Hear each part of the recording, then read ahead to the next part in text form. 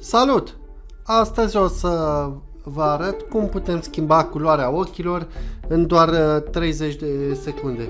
Bineînțeles, toate acțiunile folosite le puteți descărca de pe linkul de Udemy din descriere. Bun, nu mai stăm la vorbă și să trecem la treabă. Prima dată deschidem meniul de acțiuni, alegem o culoare și dăm play. Bun. Așa cum o să vedeți și în videoul de pe Udemy, dacă masca este neagră, atunci voi picta cu o culoare albă. Și pur și simplu mă duc și trag în jurul suprafeței ochiului.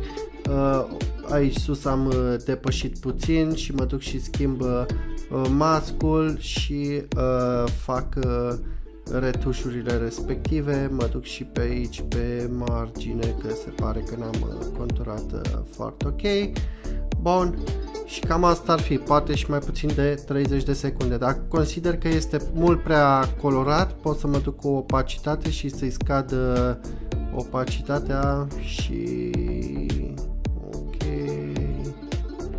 Bun, dacă vreau o altă culoare, pur și simplu mă duc în listă, aleg aquamarin, să spunem, dau play, s-a colorat, mă duc și dau cu brush-ul pe zona pe care vreau să o colorez. În momentul în care am depășit, dau invert, da? Sau X shortcut pe tastatură și mă duc și șterg zonele în care am depășit.